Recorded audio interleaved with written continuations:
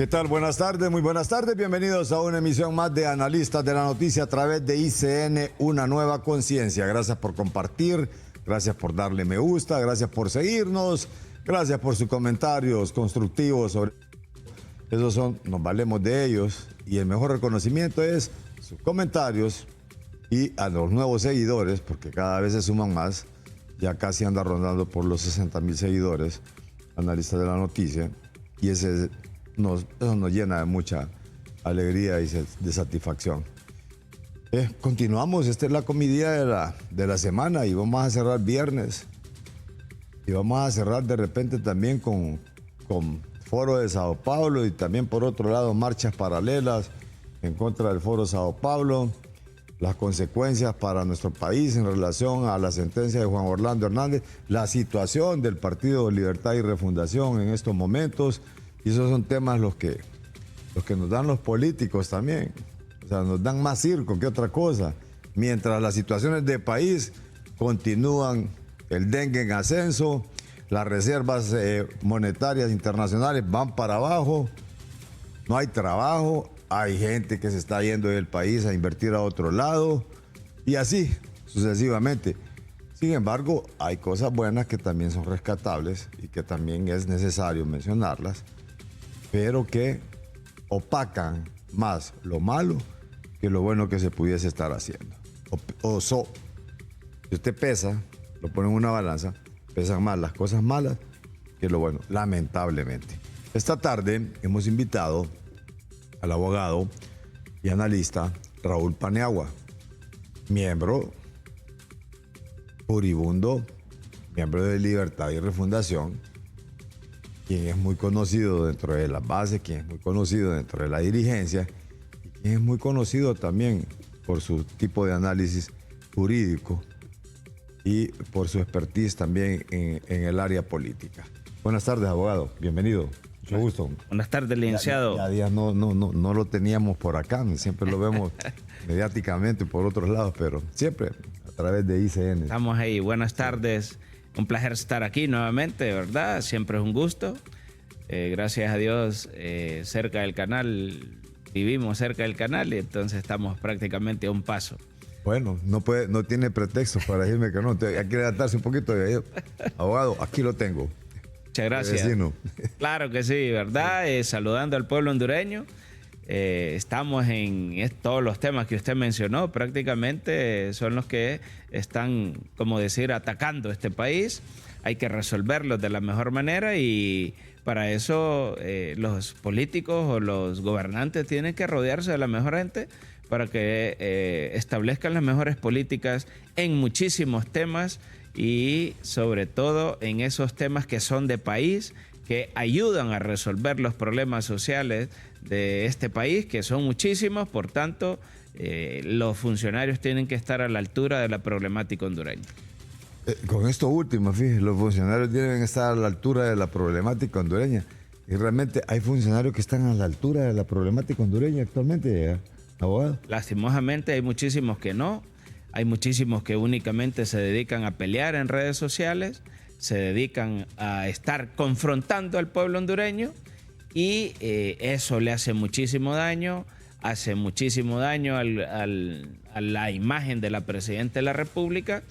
Y yo creo que si yo fuese gobernante inmediatamente o desde el inicio del gobierno, hubiese mandado un memorándum que prohibido atacar o pelear con la población hondureña o estarse peleando entre unos funcionarios y otros o estar atacándose utilizando ese tipo de lenguaje peyorativo, la diatriba entre unos y otros, que al final todo eso viene a dividir y al final eso viene a pasar factura y al final viene a crear mala imagen y después así es como se van desprestigiando los gobiernos y se la pasan peleando y no atacando esos problemas de Honduras. Pero es la calidad de la calidad de funcionario que se escogió para cada puesto. Es decir, creo que ahí no se tuvo el expertise suficiente, la asesoría respectiva para que se nombrara, como quien dice, zapatero a su zapato. Absolutamente, estoy de acuerdo y creo que después de cierto tiempo de que está un funcionario,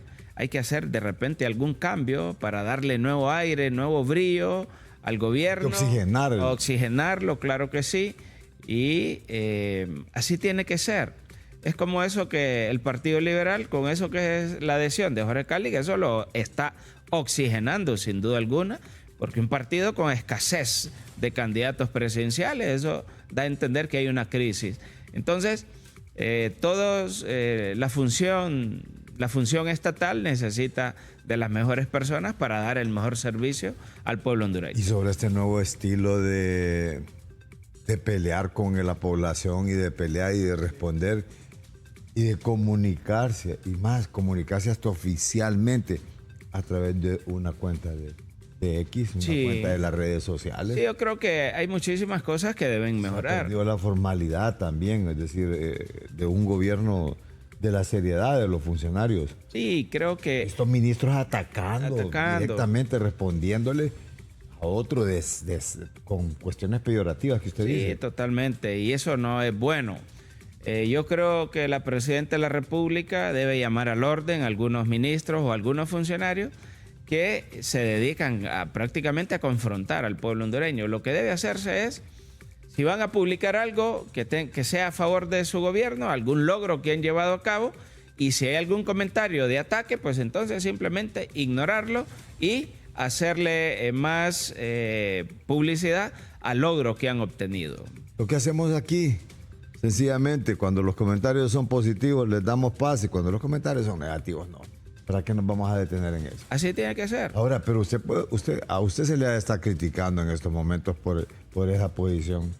Solo con el hecho de criticar, cae mal. Sí, en realidad que hay una especie de... Se crea como un mal concepto que si uno hace alguna crítica constructiva, sobre todo, ya lo empiezan a atacar, y que lo acusan de que es cachureco, y lo acusan que es traidor, y que un montón de cosas. Yo creo que eso más bien viene a dividir. En vez de todo gobierno, hablo en general, si escucha alguna crítica o algo, pues entonces hay que tomarla si es constructiva o es destructiva. Si es constructiva hay que tomarla, y si sirve para mejorar, pues hay que tomarla en cuenta. Pero si solamente es una crítica destructiva, hay que ignorarla por completo. Entonces se dicen muchas cosas, muchos analistas que hacen sus posicionamientos críticos, constructivos, hay que tomarlos en cuenta. No hay que ponerse a pelear ni hacer énfasis en lo que se llama esa falacia ad hominem, ¿verdad? Que se hace un ataque personal a la persona y no un argumento o un contraargumento contra lo que se manifiesta para contraargumentar, que es más importante, un contraargumento no personal, sino que con base a lo que se manifiesta, ni también con base a un pensamiento político o ideológico, sino que lo que se trata es de construir país, Estado, resolver problemas sociales. Abogado, y usted que ha sido de los cofundadores de Libertad y Refundación, a su criterio, ¿debería la presidenta cambiar a algunos ministros en la actualidad? Sí, sin duda alguna, debería de cambiar muchos personajes. Entre otros, ¿cuáles, abogado? Yo creo que a este señor le hace un poco o mucho daño lo que es Ricardo Salgado. Creo que es el ministro de Planificación. Es muy confrontativo y él mismo lo ha reconocido, que a veces ataca demasiado. Y eso es muy malo. Él le hace mala imagen, más bien crea odio entre la población hondureña, porque él pone un post en las redes sociales y comienza la bola de ataques, y eso hace muchísimo daño, entre otros que pudieran haber, pero ahorita se me ocurre él. Creo que o lo llama al orden o lo cambia, pero creo que sí es necesario, porque él no puede estar confrontando a cualquier persona. Creo que es de estrategia y comunicación también, es decir... Sí, también parece que le dieron una función. Sí, después. O sea, que creo que le delegaron, y creo que al compañero Ibis Alvarado más bien le quitaron algunas responsabilidades y se las dieron a Ricardo Salgado. Sí, Salgado. se las dieron a él. Y cuando él asumió esa función, creo que manifestó que parece que utilizó que se iba a morder la lengua para no estar peleando y confrontando. No se lo ha mordido, porque hemos visto posteos ahí un poco Sí, totalmente. Y puso como en aprietos al gobierno de la República con la embajada de los Estados Unidos, que hasta le tocó disculparse, ¿verdad? Por ese mismo falta de control y dominio propio que hay. Ya, bueno, ahí ya quedamos un poquito, pero sé que hay muchas interrogantes sobre esto. Veamos un poco qué mensaje, qué consecuencias le podría traer al país ya con una sentencia de Juan Orlando Hernández, ya definitivamente sentenciado. ¿Traerá algunas consecuencias? Bueno, consecuencias como país no creo que pueda traer, pero sí trae como consecuencias a la clase política. Lo que sí debería de analizarse es cómo fortalecer los sistemas de administración de justicia, porque con todo lo que pasó en esos 12 años se vio la debilidad de todo lo que es el sistema de administración de justicia y la manera tan fácil que se controló lo que era la Corte Suprema de Justicia, lo que era el Ministerio Público y prácticamente toda la institucionalidad. Yo creo que a eso hay que apuntarle. Yo creo que para eso hay que hacer una serie de reformas constitucionales a la Constitución de la República en muchísimos apartados, que prácticamente hay que transformar el sistema de administración de justicia de Honduras, desde lo más pequeño hasta lo más grande. En primer lugar, cómo se van a elegir magistrados de Corte Suprema de Justicia, cómo se va a elegir el tema del Ministerio Público, cómo se va a elegir al Fiscal General de la República, cómo se va a elegir al Consejo Nacional Electoral, porque aquí hay conceptos equivocados. Por ejemplo, en el tema de la Corte Suprema de Justicia, siempre de forma errónea se dice no, que ese magistrado pertenece al Partido Liberal, y pertenece al Partido Nacional, pertenece al Partido Libre, pertenece a este u otro partido. Y eso es dañino para lo que es la independencia judicial y lo que es la administración de justicia, porque un magistrado no debe tener partido político. Lastimosamente, así como está la situación dentro de la Constitución de la República, hay que llevar unas profundas reformas. De otro lado, el Consejo Nacional Electoral necesita profundas reformas. El Consejo Nacional Electoral no puede estar compuesto por personas que pertenecen a partidos políticos con militancia sumamente marcada. Eso le hace muchísimo daño también y por eso es que los procesos no se vuelven confiables y por eso es que cuando vienen las elecciones no hay armonía entre los consejeros. No hay transparencia tampoco. También no hay confiabilidad en los datos que se están dando. Por otro lado también no se llevaron a cabo las reformas electorales porque digamos esa cuestión de que los partidos políticos siguen manejando las mesas, eso no es correcto. Porque se tiende mucho a lo que ha ocurrido prácticamente, a inflar actas, urnas y todas esas cuestiones que ocurren, esos fraudes y esas cuestiones, a mi criterio, deben cambiar. Y creo que la clase política tiene que ser más honesta, tiene que ser más transparente y hablarle con la verdad al pueblo hondureño, porque así como se han venido dando las cosas, prácticamente han sido un fracaso. Fíjese que hay algunas cosas que nos detienen y nos llaman la reflexión sobre esto último y sobre prácticamente algo que le puso a la lápida en la sentencia de Juan Orlando Hernández, el juez Kevin Caster, que dijo, donde los políticos se convirtieron en narcos y los narcos se convirtieron en políticos. 1. 2. La corrupción le corresponde en su país resolverla. Y ahí le agregaríamos los asesinatos también. Porque se dio una sentencia en la cual desde el momento que hay una sentencia y que se pudo probar toda esa narrativa que se dio en la misma, aquí hay muchos casos de impunidad. La Fiscalía envió a una comisión para que escuchara cosas que aquí ya se han dicho y cosas que aquí ya sabemos, son Vox Populi, pero nadie lo hace porque siempre hay un temor a lo más importante, a la vida. Pero, ¿qué pasa? ¿Cuál es ese mensaje? ¿Cómo puede interpretarse? Que yo diría que es el epitafio, o sea, lo que dejó en la lápida el juez Kevin Caster al momento de dar la lectura de la sentencia de Juan Orlando Hernández. Vamos a ir a una breve pausa. Al retorno me responde, por favor, abogado Paniagua. Claro que sí. 3 interrogantes más o menos que se quedaron en el tintero, abogado Paniagua. Y era esto de la sentencia de Juan Orlando Hernández y lo que deja plasmado el juez Kevin Castell al momento de dictarle la sentencia a don Juan Orlando Hernández. Bueno. Clase política, corrupción y asesinatos. Sí, sin duda alguna que todo eso al final viene a redundar lo que es el sistema de administración de justicia, porque habló de corrupción, habló de asesinatos y habló de los políticos. Sin duda alguna que si tuviéramos un ministerio público sumamente comprometido, más que eso, independiente en lo que es la investigación y lo que es las acusaciones penales, prácticamente hubiésemos tenido o tendríamos un ministerio público independiente de lo que es la clase política y hubiésemos tenido muchísimas acusaciones penales.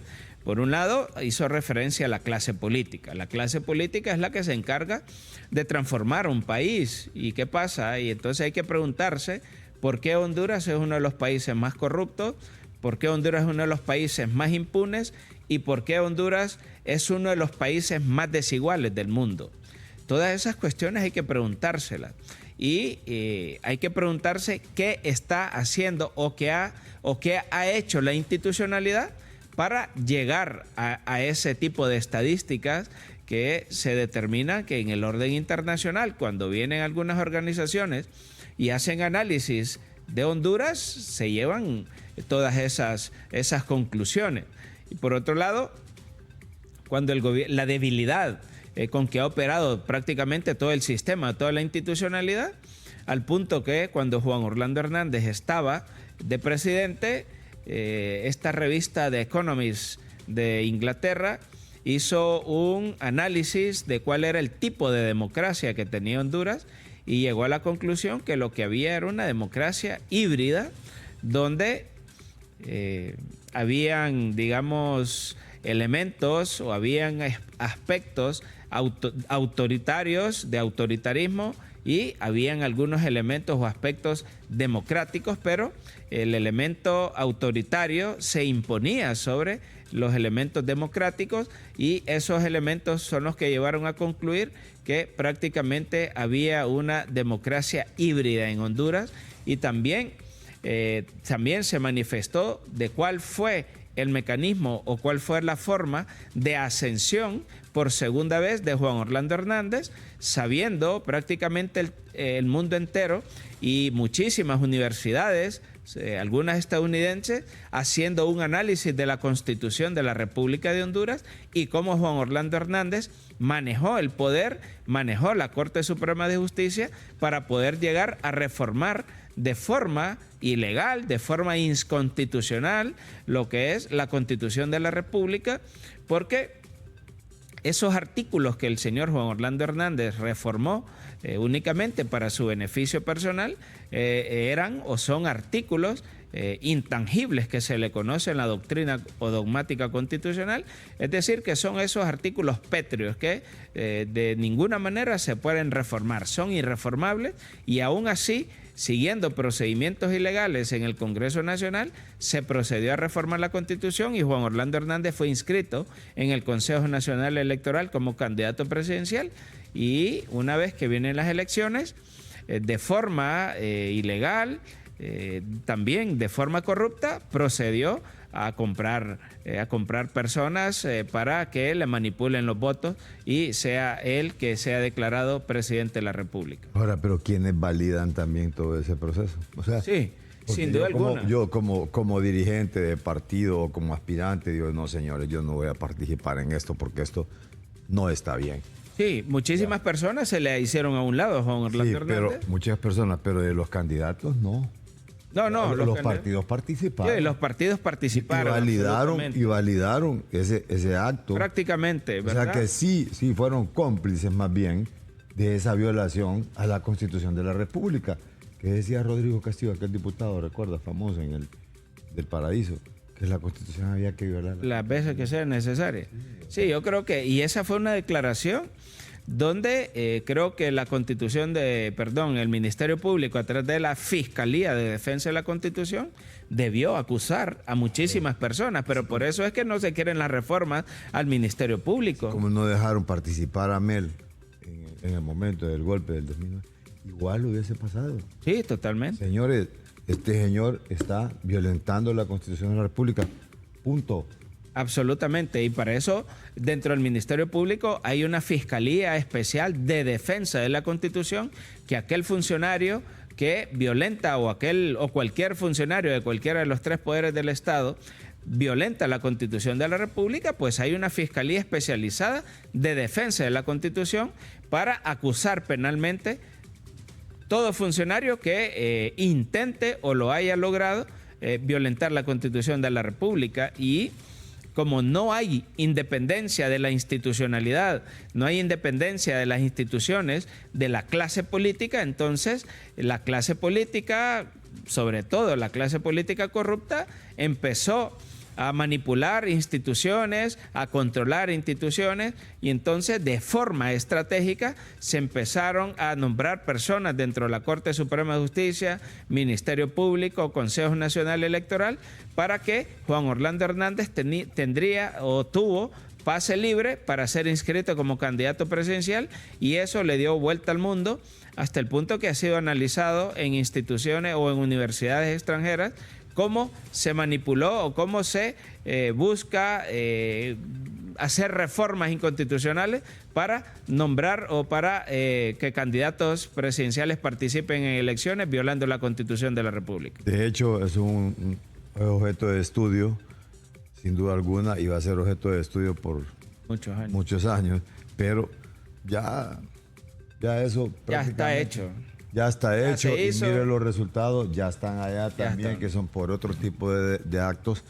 No por eso, precisamente. O sea, es por cuestiones de tráfico de drogas. A él se le condena por tráfico, no por haber roto o por haber violentado la Constitución en tu país. No, nada de eso.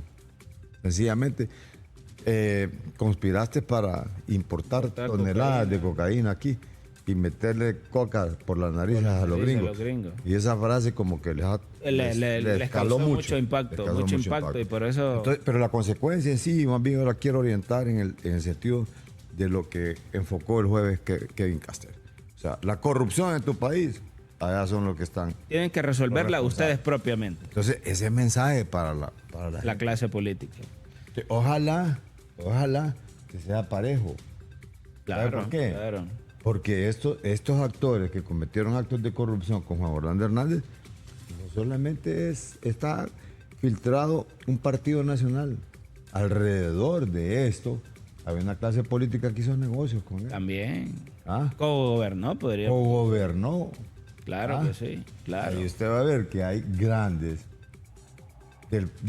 todos los partidos. De todos, sí. De todos los partidos que deben de responder a esos actos de corrupción, porque más que en uno, otro negocio. Y prácticamente porque era un gobierno ilegal. Juan Orlando Hernández es un gobierno totalmente ilegal. Pero entonces plegaron a la ilegalidad. Sí. O sea, y se quedaron callados. Afianzaron la ilegalidad. O sea, avalaron la ilegalidad. Sí, sin duda alguna, se quedaron callados. Entonces, ¿qué pasa? Se debe proceder de acuerdo a esto, o sea, parte de ese mensaje es eso.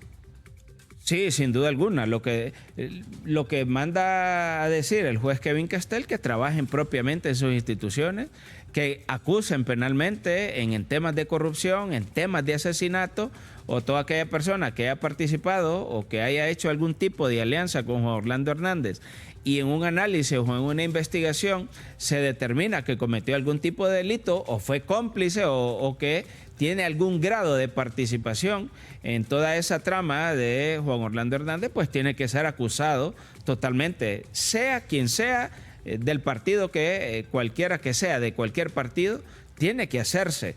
Esos son los mensajes que manda, porque habló del tema de corrupción y manifestó que prácticamente ese tema tenemos que ser nosotros, los hondureños, que tenemos que resolverlo. Lastimosamente acá el político se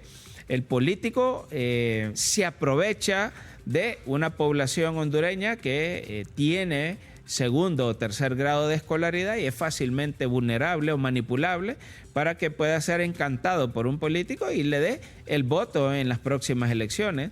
Por eso es que a veces los sistemas educativos no están haciendo el trabajo que se debe hacer para poder educar a este pueblo hondureño. Es que es ganancia mantener, es más fácil controlar un pueblo que no esté educado. Ignorante. Por eso es que no se preocupan por una calidad de educación. ¿Sabe por qué? Porque usted entre más formación tiene, más educación es menos tiene, manipulable o no, y además conoce sus derechos y sabe cómo reclamarle y a quién reclamarle. Claro que sí, una persona se empodera de sí misma, mientras que una persona que no tiene estudios le lleva una canasta de comida y esa persona ya siente un agradecimiento profundo con esa persona y esa persona espera que el próximo mes o el próximo año le esté dando un bono, le esté dando una canasta de comida y de esa forma controlar prácticamente a una enorme mayoría o a casi todo el pueblo hondureño, porque la clase más independiente, la clase social independiente o que tiene pensamientos propios es una clase minoritaria en Honduras y esa clase que es la que no puede ser manipulada por ningún político. Abogado, fíjese que en relación a esto y también vamos a otro tema también, sin duda alguna que se van entrelazando estos tres aspectos y es que quisiera hacerle una pregunta del Ministerio Público. Esta comitiva que se fue enviada, ¿ya se ha visto? ¿Sabe si se han visto algunos resultados o no? Bueno, hay que hacer algunas menciones. Hasta ahorita no se ha comentado nada, no se ha entregado ningún informe por parte del Ministerio Público, o sea, no se le ha informado a la población hondureña, pero por otro lado también digamos, la ley del Ministerio Público, el Código Procesal Penal, hace referencia a lo que es la secretividad en las investigaciones. Lo que sí tiene que hacerse es apurar el paso en todas esas. Si es que se están llevando a cabo investigaciones, el Ministerio Público puede operar de forma silenciosa, secreta, mientras tanto no tenga una verdadera investigación o una investigación concluida. Aquí puede ocurrir que también si hay una investigación que ha sido concluida y determinan que hay una actividad delictiva, entonces el Ministerio Público la obligación es presentar la acusación penal. Eso es lo obligatorio. Pero puede ser que antes de presentar la acusación penal le diga a la persona, con base en el Código Procesal Penal, le diga, venga, ocupamos escuchar su versión porque lo estamos investigando. Y de acuerdo a lo que usted nos diga o de acuerdo a las pruebas que nos pueda presentar, de esa forma vamos a tener que accionar nosotros. Una vez que usted nos ponga todas sus pruebas y todas sus declaraciones, nosotros vamos a llegar a una conclusión. Pero lo importante es que si hay alguna investigación, hay que darle trámite rápido a esa investigación, sobre todo de esos casos o de ese informe que levantaron todos esos fiscales en Nueva York en este juicio de Juan Orlando Hernández. Pero sí hay algo importante que decir. Creo que el Ministerio Público debe enviar otra comisión a los Estados Unidos y que le haga una especie de auditoría prácticamente a todos los juicios de extradición de hondureños que han sido extraditados hacia Estados Unidos, porque también eso les puede servir para abrir nuevas líneas de investigación contra muchísimas personas que están involucradas en ese tipo de actividad. Y esa sería una de las consecuencias, ¿no? Podría ser una consecuencia, pero habría que mandar a esas personas, entre muchísimas consecuencias que pueden haber, porque dentro de ese juicio de Juan Orlando Hernández deben abrirse, o ya podría ser que estén abiertas, muchísimas líneas de investigación contra muchísimas personas. Pero hay que esperar si es que hay alguna secretividad en las investigaciones y de repente puede ser que en el futuro se presente alguna acusación penal. Ahora, pero si se deja pasar demasiado el tiempo, se va a interpretar que se está protegiendo a algunas personas. Recuerde que hay una línea, o sea, todavía hay un, como quien dice, hay personas que están esperando que le llegue su momento para ser sentenciada. Lo de Emidencio Kelly creo que está pendiente todavía. Por eso es que él está acusado ya penalmente, está por Estados Unidos, está extraditado y entonces Y otros que han ido llegando también. Ha ido llegando. Haciendo fila, ¿no? Claro. Que estos pudiesen involucrar a otros, personas. sí, es ahí donde se abren las líneas de investigación. Y por esto estos juicios que están pendientes en Estados Unidos, también hay que enviar una comisión de fiscales para que estén alerta, porque la Fiscalía tiene acceso a todas esas órdenes de extradición que entran por la Cancillería. También hay que analizarlas, porque, por ejemplo, cómo los Estados Unidos o cómo el Departamento de Justicia llegó a Juan Orlando Hernández. A Juan Orlando Hernández llega porque no podemos olvidar decir que aquí en Honduras hay agentes de la DEA que están situados seguramente en la Embajada Americana, hay agentes de la DEA que también investigan, agentes de la DEA prácticamente hay en todo el mundo, y por otro lado, de todos los extraditables que se fueron yendo para Estados Unidos, muchísimos concluían o hacían mención a Juan Orlando Hernández. Y por eso es que Juan Orlando Hernández en todos esos juicios fue mencionado más de 104 veces, y entonces eso fue despertando a los fiscales de los Estados Unidos que también había que investigar a Juan Orlando Hernández, y abrieron una línea de investigación contra el expresidente de Honduras, y es por eso que ahora está allá. Sí, gracias, abogado. Realmente no vamos a caer en ese campo de la especulación de que algunos dicen que dentro de 7 años ya Juan Orlando se va a revisar la sentencia, y otros dicen que puede salir dentro de 50 y otros por allá. O sea, no queremos caer en el campo de la especulación, vamos a dejar que se desenvuelva esto, tal como lo ha hecho las autoridades estadounidenses. Al retorno quisiéramos que viéramos más bien la situación de lo que está ocurriendo en el Partido de Libertad y Refundación, y qué es lo que está pasando también en esto del foro de Sao Paulo. Al retorno. Dialogamos esta tarde con el abogado Raúl Paniagua, analista nacional de la Realidad Nacional, y también miembro fundador del Libre, aunque no le guste. Pero decíamos que no nos íbamos a meter a especular en relación a este tipo de sentencias, de que venían 7 años, de que no, porque la gente siempre está con lo del morbo. Pero ahí está, no sé, está como bien clara la situación de 45 años sentencia y 5 años supervisados. O sea, ¿qué?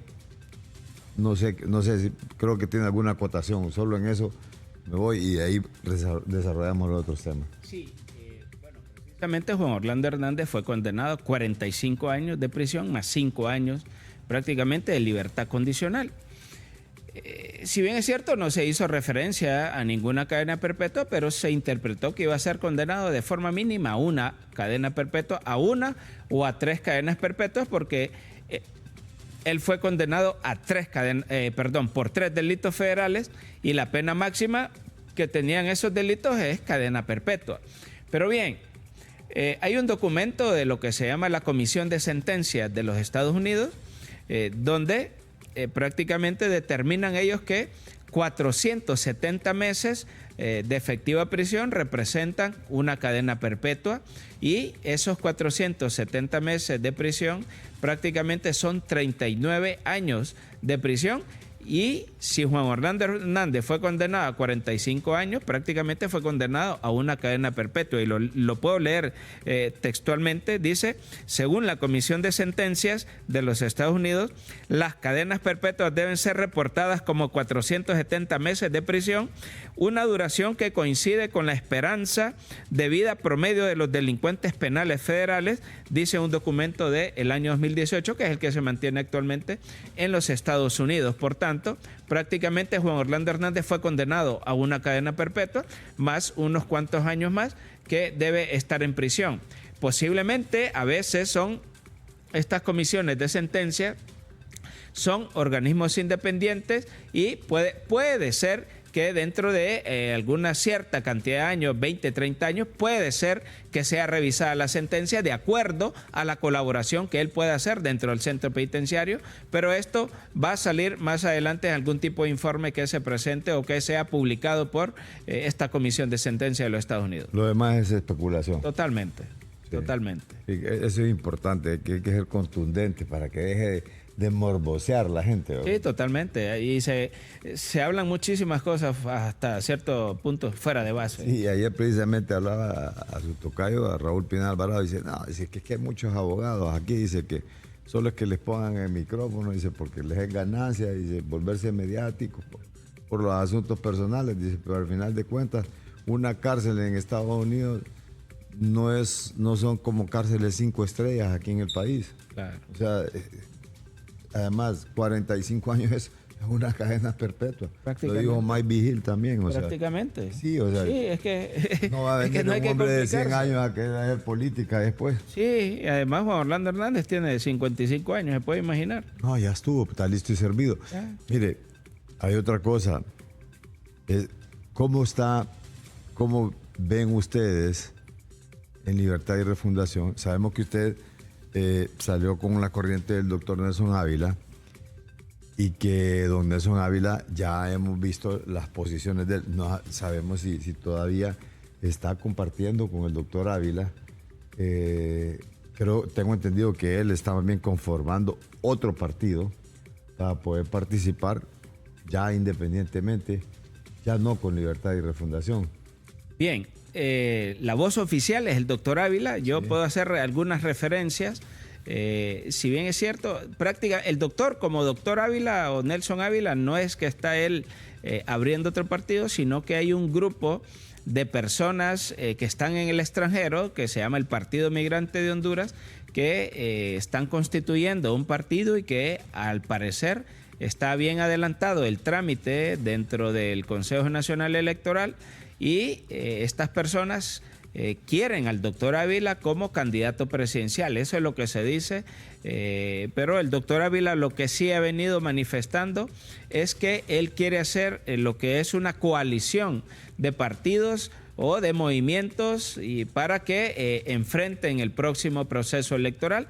Todavía él seguramente en algún momento determinado va a oficializar cuál va a ser su posicionamiento político y vamos a esperar a ver qué es lo que manifiesta él para que la voz oficial o el partido oficialmente lo haga y donde se designe o no se designe al doctor Ávila como candidato presidencial. Esto sí son especulaciones. En el futuro se va a determinar cuál va a ser el posicionamiento de él y con respecto al partido político, Partido Migrante de Honduras.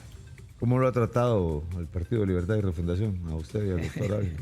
Bueno, no tan bien, ¿verdad? Pero nosotros, por la gracia de Dios, al Señor Jesucristo, tenemos ahí nuestra propia forma de defendernos en la vida, ¿verdad? No, a veces no necesitamos prácticamente de un partido político para subsistir, sino que andamos luchando en la calle, somos abogados independientes y ahí vamos, trabajando poco a poco. A veces avanzamos rápido, otras veces avanzamos despacio, vamos construyendo poco a poco y prácticamente el movimiento del doctor Ávila fue un movimiento excluido y al final eso puede pasar factura. Ahora el señor Jorge Calix se sale del Partido Libertad y Refundación, también va a pasar factura y esto lo manifiesto sin ningún rencor, sin ningún odio, para nada. No. ¿Y ha tenido obstrucciones usted en sus casos como abogado independiente por el hecho de hacer algunas críticas dentro del mismo partido? ¿Se ha encontrado trabas en la administración pública, principalmente en aquella que administra justicia, que es la cual usted está ligado directamente, abogado? Hasta este momento, gracias a Dios, no la hemos tenido y por eso es que yo manifiesto que hay que hacer reformas electorales, reformas constitucionales en el tema de administración de justicia para los magistrados que tenemos tenemos en la Corte Suprema de Justicia no obedezcan a intereses de partido, sino que sean, y esta es una de las reformas que promueve el movimiento 5 de julio del doctor Ávila, que en una elección directa, en una votación directa por parte del pueblo hondureño, se pueda elegir a magistrados de Corte Suprema de Justicia, Ministerio Público, para ir independizando lo que es el Poder Judicial del Poder Político, porque el Poder Político siempre quiere influir en los poderes judiciales prácticamente de todo el mundo. ¿Usted cree que esta pelea que se ha generado o esta salida del abogado Calix de Libertad y Refundación con los líderes o con los dueños de partido que señalan, él mismo lo señala, y este partido ya libre tiene un dueño, ¿cierto? Y es una familia. Y eso lo dice él, no lo digo yo. ¿Cree usted que este tipo de pelea o de no digamos, no acondicionamientos de uno con el otro, sea verdadero o realmente sea como dicen algunos líderes dentro del Partido Liberal. Octavio Pineda lo dice, de que es un caballito de Troya, Jorge Cálix, regresando al Partido Liberal. Bueno, yo no creo que sea como una especie de caballo de Troya, no creo, pero si eso es así, en el futuro se va a conocer. Yo creo que así como el doctor Ávila ha sido un poco o ha sido excluido del Partido Libertad y Refundación, asimismo así le ha ocurrido al abogado Jorge Cálix. Y todas esas situaciones que está pasando el abogado Jorge Cálix, ya la pasó el doctor Ávila, ya las pasó el movimiento 5 de julio. Yo quiero manifestar, y el doctor Ávila lo ha dicho, él, si a mí no me quieren, pues está bien, pues. Pero bueno, ahí está mi gente que sí, hay gente dentro del movimiento que ocupa un empleo. Hay gente que no tiene a veces un empleo, no tiene que llevar a su casa. Uno de los movimientos más fuertes también, ¿no? Ya una vez en la elección, ¿no? Digamos que el movimiento 5 de julio, el doctor Ávila, como candidato presidencial, fue el segundo lugar y no se le tomó en consideración en ese espacio. Una vez, después de salir de unas elecciones primarias, por lo menos una persona elegida por el doctor Ávila hubiese sido por lo menos designado presidencial con la candidatura de la presidenta Xiomara Castro, porque sacó el segundo lugar, así como otra serie de derechos que se ganan en una elección. Y por eso es que es importante a veces el tema, y es necesario y obligatorio tocarlo, lo que se llama la democracia interna en los partidos, donde los partidos políticos deben tener sus propios estatutos, pero bien marcados y que hagan referencia a muchísimos temas, como cómo va a ser el acceso de los movimientos de un partido a los fondos del partido o a la deuda política.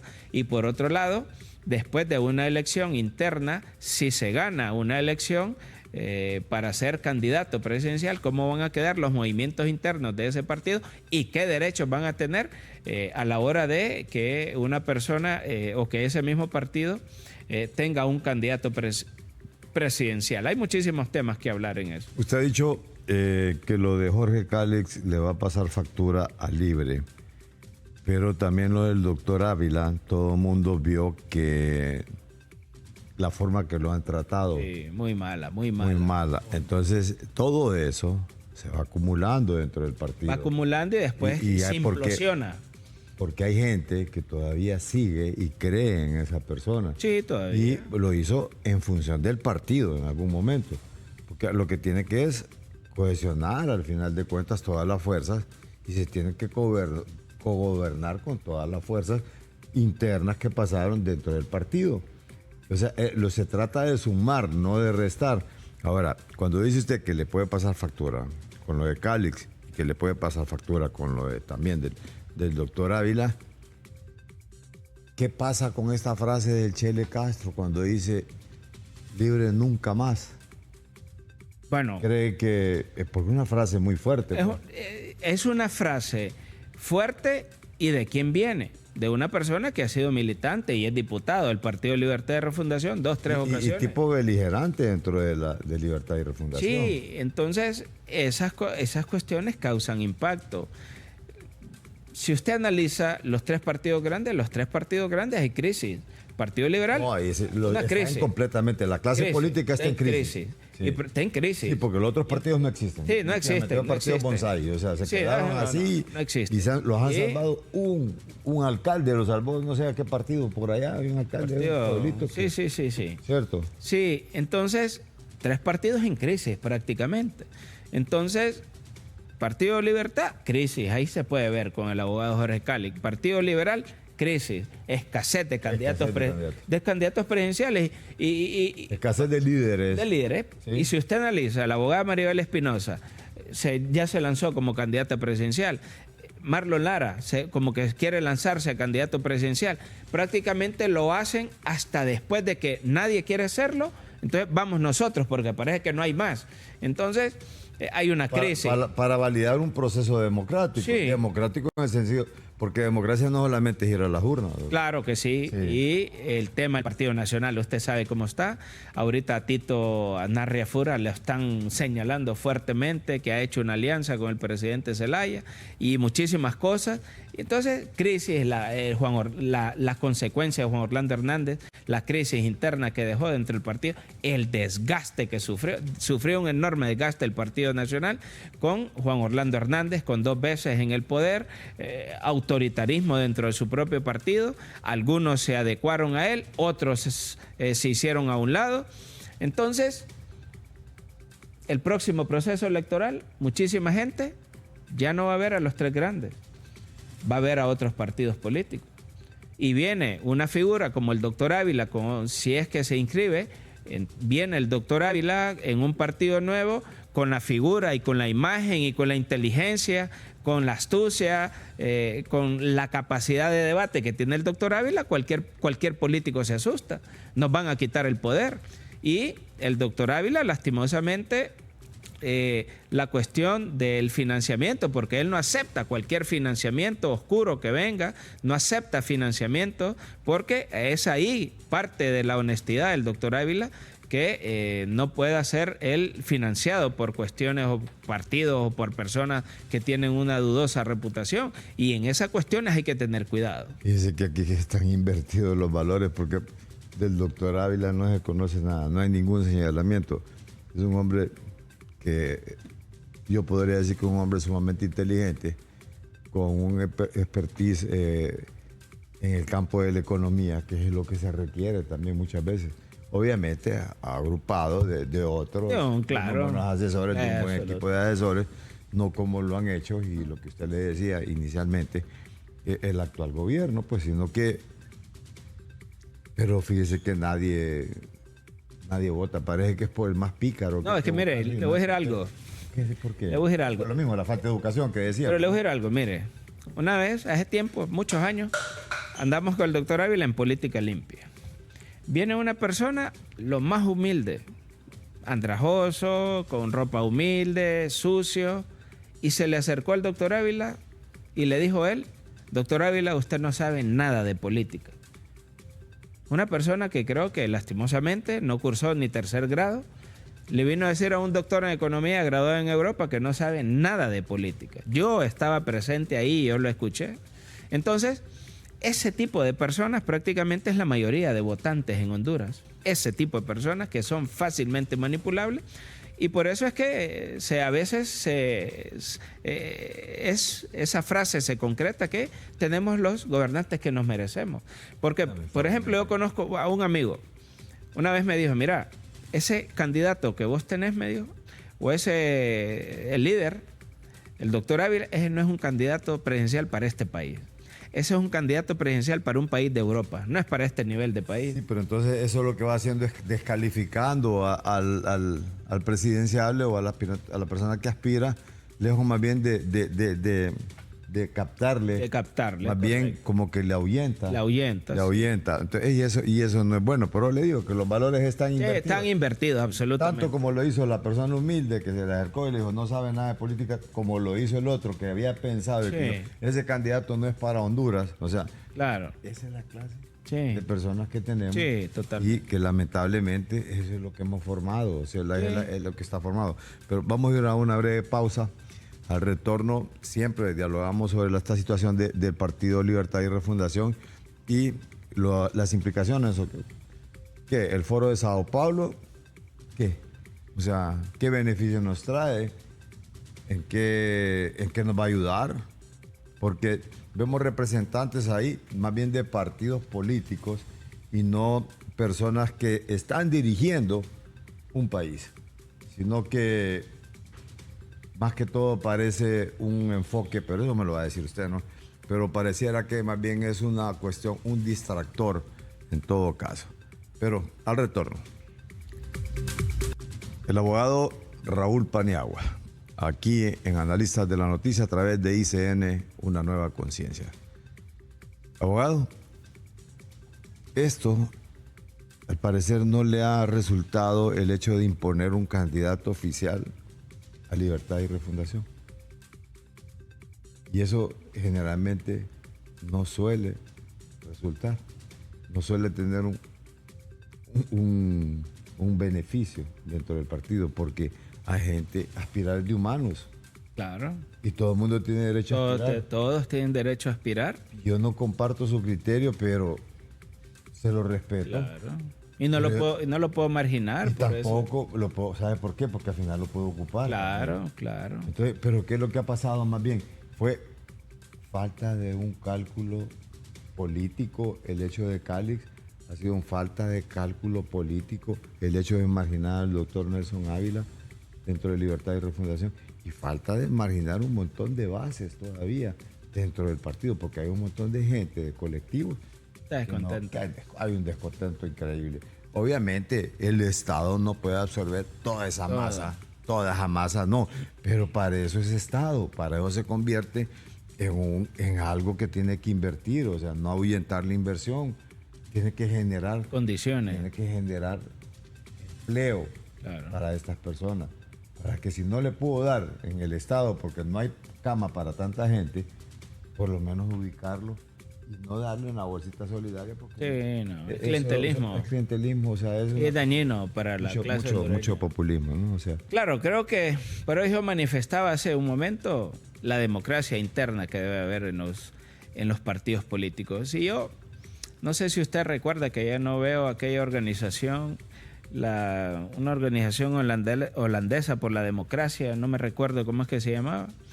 Yo una vez le hice ver al director, que es analista político ahora, le hice ver que la organización que él estaba administrando o rectorando tenía que hacer énfasis también en la democracia interna de los partidos políticos. ¿Por qué? Porque hay enormes desventajas. Los coordinadores o los directores o los presidentes de los partidos políticos manejan la chequera. Y entonces, los estatutos ni la ley electoral hacen referencia a cómo se van a manejar los fondos dentro de ese partido. Y entonces, el presidente, el coordinador, el jefe del partido político es el que maneja la chequera y únicamente va a apoyar al candidato que él apoya. Pero los otros aspirantes dentro de su propio partido no tienen acceso a esos fondos.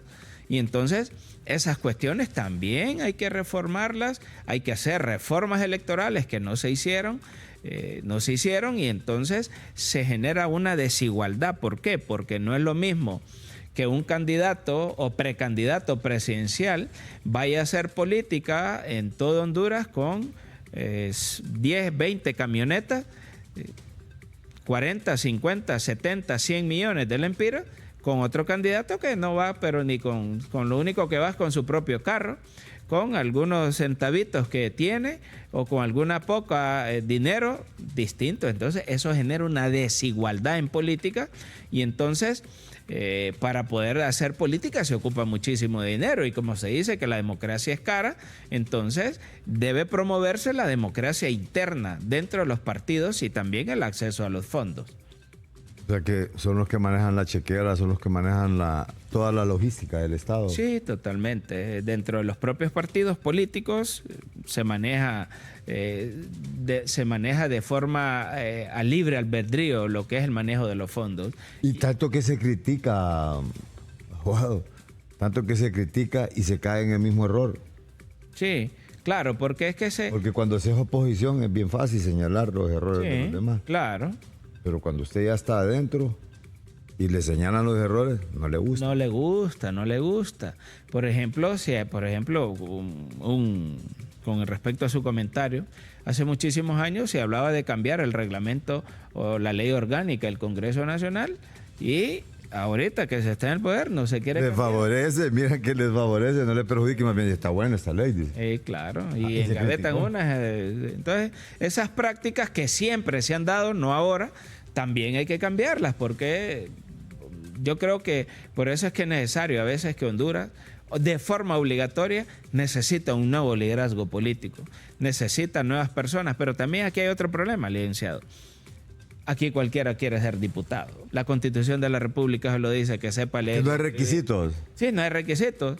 Por lo menos debe ser una persona que tenga título universitario y que tenga por lo menos una maestría. Basta, porque o más. ¿verdad? Pero aquí cualquiera quiere ser diputado. Hay muchísimas personas que a Honduras en ese Congreso Nacional no le aportan absolutamente nada, nada. Y el diputado únicamente se convierte en tramitador o en gestor de proyectos, pero en cuanto a la legislación, a legislar, no se dedican a nada. Eso no hay ahí. Ahora, y estos se convierten también en rémoras ahí. Fíjese que, ¿sabe qué? También deberían delimitarle el tiempo. O sea, sí, totalmente de acuerdo. Diputado por mínimo dos periodos de alcalde, 2 periodos de... Del 82 están. Sí, ahí. no, y no tienen pena. Es más, algunos ya lo están declarando vitalicios. Sí, totalmente. Con una pensión. Sí, totalmente. Y eso viene a hacer mucho daño también. ¿Y mira el aporte que le hicieron al país? No, ni a mínimo llega. El aporte que hicieron. El aporte económico que le... Para ellos.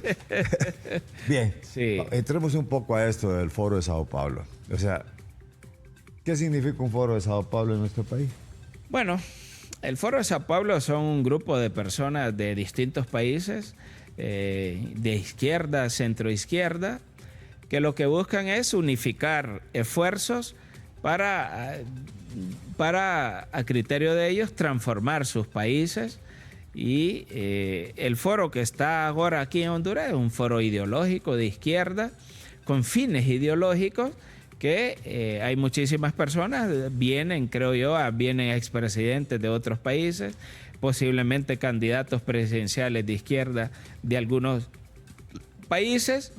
Y el objetivo es hablar de temas ideológicos, de apoyo posiblemente entre sus países en el momento que se estén en el poder, entre otras cosas. Pero ¿quién costea eso? O sea, ¿quién asume? Yo desconozco quién lo costea, si lo costean los partidos políticos, si lo costean de forma individual.